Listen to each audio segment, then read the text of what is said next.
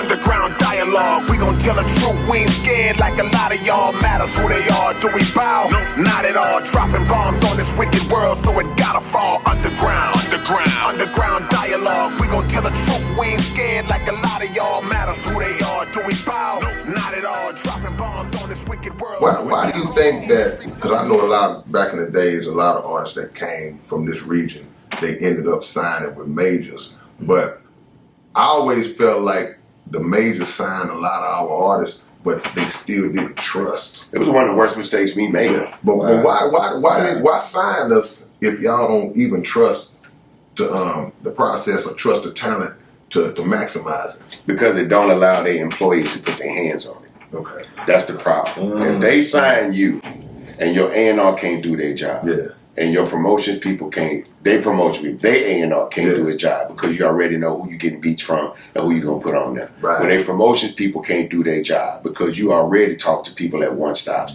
and record stores and wholesalers, right? When their radio department can't do their job because you done already been to 102, 97.9, and K104 in Dallas. You done already built those relationships with people. So really the record company really don't have nothing to do. You know what I'm saying? Right. And which would leave all the credit to y'all. Yeah. And they're not finna do that. Yeah. So now they gotta put an A&R. They gotta put somebody on a plane and send them down. They had somebody come and sit in our house, you know what I'm saying, for 3 months. He couldn't make us do nothing. He was just sitting there. Right? It was he didn't understand the culture enough to recommend a producer, to recommend a feature. Right? He didn't have a real frame of reference for what we was doing. So that I think that's a big part of it. And then too, the people that work in these record companies are from there. I just got into it with somebody on another podcast about them trying to tell me that it was harder for a New York artist to get a deal than for a Southern artist to get a deal. You know what I'm saying? Like, man, I don't even know who these people are. Y'all, some of these people grew up in y'all neighborhood and went to school with y'all. I say, and they, when a New York, if a New York person gets a demo, one of them from New York and one of them from the South, it don't matter if the Southern artist has more momentum, has more eyes on them, is moving more units independently. None of that really matters because they don't know how to speak to it. They don't know how to contribute to it.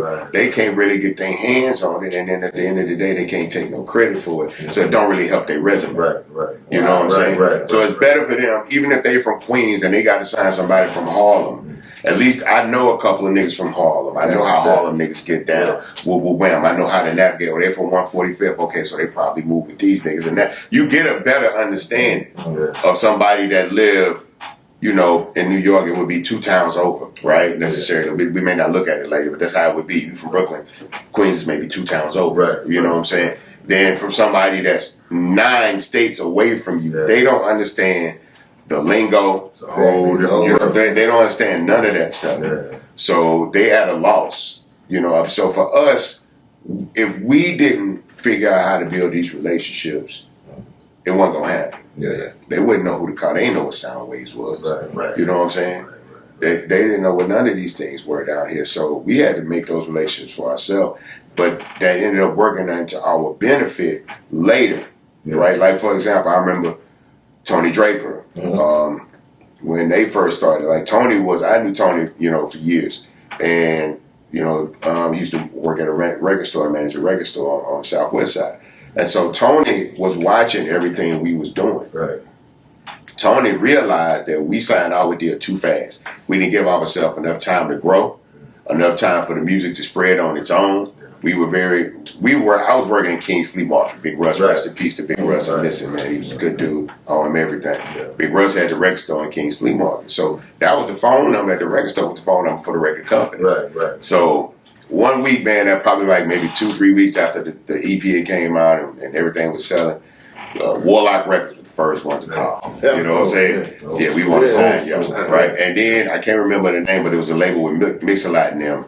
And the East Coast. I mean, I'm sorry, up on the West Coast. I'm talking Northwest. And then all these different little independents. What was the record? EP and Demon was on that label called. All these different little independents, all the way up, right? All the way up to the big dogs. And then That was like on Friday, and then Saturday nobody called. Right. Like no record company called. Right. And then Sunday, no record company called. Okay. And we start thinking, man, we might have fucked up. Yeah. Like, we might have tried to overplay this. Yeah. Ain't nobody calling now. The word must have got out. Right. So we was like, fuck it, man. Whoever call next, we just gonna try to sign. Yeah. And then Monday morning, Jive Records was the first one to call. And they were closed on the weekend. That's what I didn't understand. Them niggas was closed on the weekend, man. It wasn't even open, OG. Yeah. I should have called you, man. I should have called you. Because it wasn't even open on the weekend, man. But everything kind of happens. Barry. You know, we learned a lot. Barry Weiss called us and got us on the line. And it made it seem real good, you know. And of course, you know, as a youngster, you get that 40-page contract. And they got them yellow tabs on page 14, page 27, page 39. And that's the one where the money is allocated. Like, sign here, this is going to be your video budget. Oh, hell yeah. Sign right here, this your marketing budget. Okay. Sign right here, this your advance. You know what I'm saying? I only saw 3 pages of a 44-page contract. Right. I'm bound to get fucked. Right. Without a you know what I'm saying? These are the things that, but when you young in the game, and this is crazy, that's why these kind of podcasts are so important. Because in the business world, in their mind, it's a sucker born every minute. Yeah. The reality is that somebody right now is falling in love as we speak with hip hop. They falling in love with it right now. They don't know nothing about the business of it. They don't know nothing about what it takes. They just want to be a part of it. And they sitting in the bedroom with a pen and a paper or with some kind of little garage band on their laptop or something, trying to make some beats and download some sounds and all of this stuff, and all they want to do is be a part of it. And it's a whole society. I don't want to say society, but it's a whole, like, people and everything that you need to do to be successful. Everything that you need to do to be successful is somebody sitting there waiting to scam you out of it because they know you blind and you don't know and you just want to be a part of it. Trying to get records on the radio, people tell you they're a radio promoter. They get your record on the radio, give me $30,000. They'll get your record in the mix show. And they gonna cut it off before the hook plays. Something you could have did for yourself. You know what I'm saying? Right. But and you're not gonna be nowhere. You're just gonna have less money. I turn down features with certain artists, not because I don't believe in the talent. I don't think the money you're trying to spend with me is what you should be doing with your money right now. Because if I take this from you for this feature, you ain't got no money left to do what you need to do with the feature. You know what I'm saying?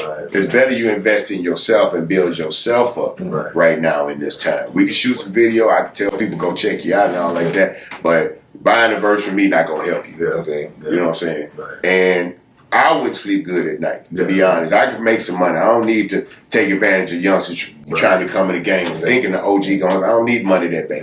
You know what I'm saying? It's best for me to educate more people and get more good people in the game so that the culture benefits. Because if you keep burning people, then that's who the new artists are. People that don't respect, don't want to go back, show love and nothing because all they know is bad things happening when they try to reach out to the OGs.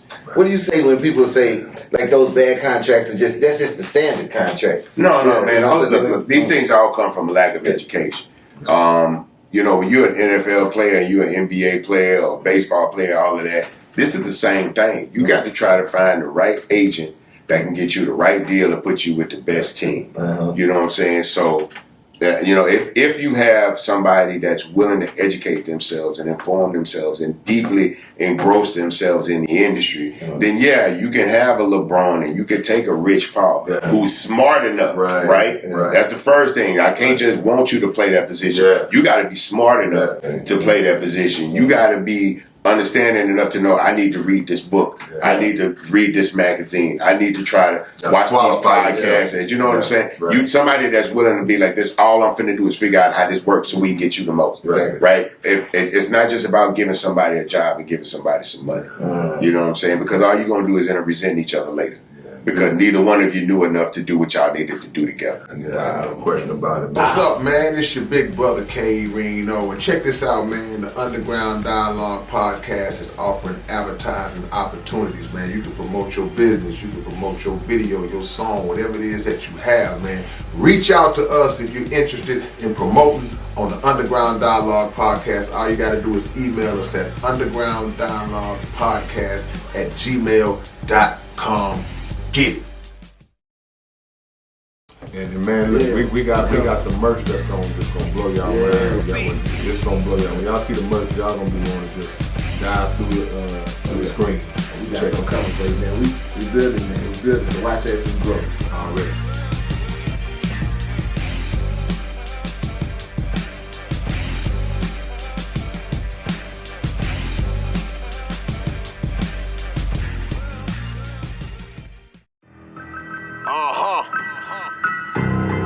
I wonder if they ready. They ain't ready to have this conversation. Or these kind of conversations. But guess what? We gon' have them anyway. Underground dialogue. We gon' tell the truth. We ain't scared like a lot of y'all. Matters who they are. Do we bow? Not at all. Dropping bombs on this wicked world, so it gotta fall underground dialogue. We gon' tell the truth. We ain't scared like a lot of y'all. Matters who they are. Do we bow? Not at all. Dropping bombs on this wicked world, so it gotta fall. From the industry to the Oval Office, we expose the darkest motives of them all and disclose what the protocol is. Thinking and moving logical, stopping every maneuver possible, and apologizing for truth is not optional. We gon' help you with what you go through, reshape and mold you, and sweep over them weak lies they told you. If you living with no clue, we gon' deprogram the old you, and you get to keep your soul too.